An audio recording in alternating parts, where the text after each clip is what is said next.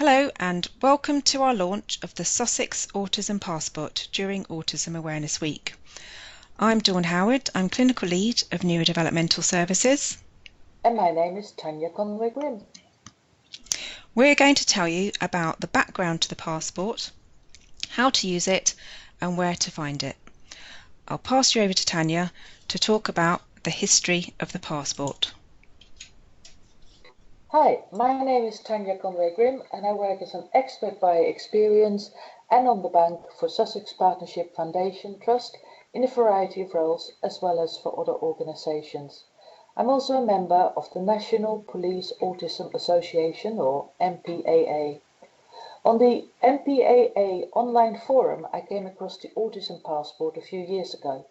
The project was initiated by Amanda Gibb, an autistic lady who was the victim of a crime and who developed PTSD as a result of her interactions with the police. She decided to take action and co-produced the original passport with 3 police forces and the NPAA. It was aimed at making interactions and communication between the police and autistic people easier. I managed to get hold of about 300 copies, which I distributed across a wide range of services and organisations in Sussex, as well as to autistic individuals.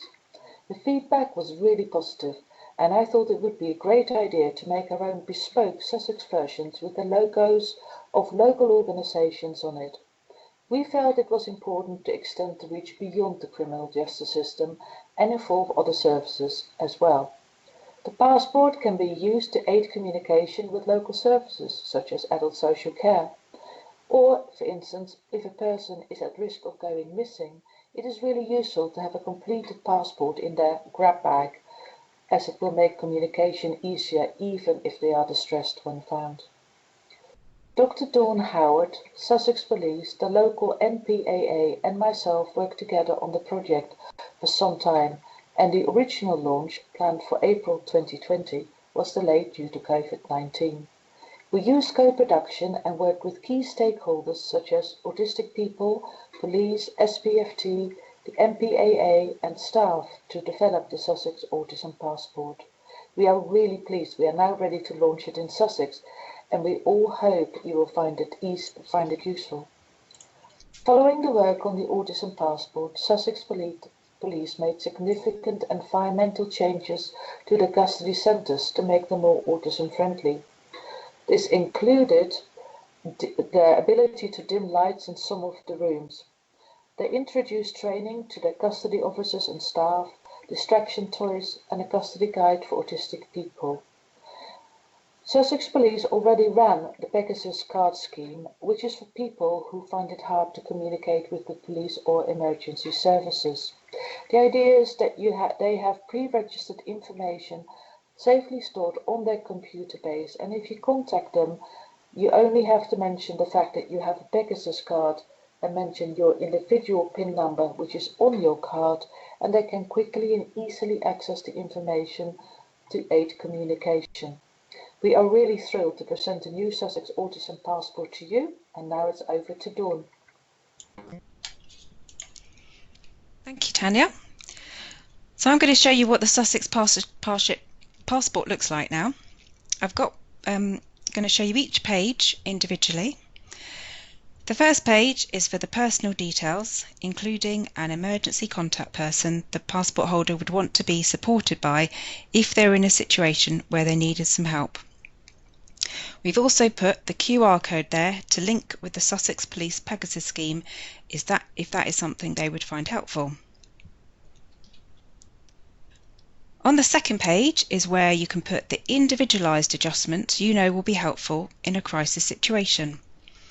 For some autistic people, in very stressful situations, it can be difficult to speak, and people can experience what we call meltdown or shutdown. Making adjustments to the way you communicate with an autistic person and adapting the environment around them to reduce any sensory triggers can make an enormous difference to how the situation can be resolved.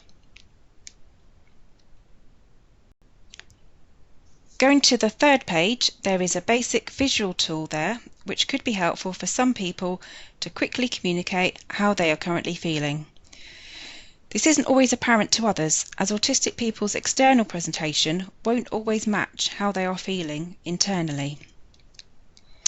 We've also put the QR code for the emergency chat app, which many autistic people find a useful tool when they find themselves unable to speak.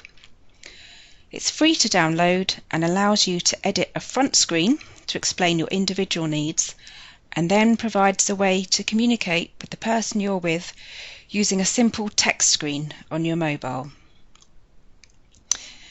There's also some key information there for the person supporting the individual to understand some of the factors about an autistic person in crisis. And finally, on the last page, we have some more detailed generic tips on how to help an autistic person, including information there about autistic people having the legal right to what is called an appropriate adult to support if they are in contact with the police. This may be the person named as the emergency contact.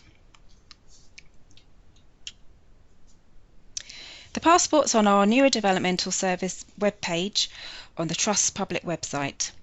It's a PDF version that can be typed into and printed out. We recommend people save a photo of the passport on their phones too.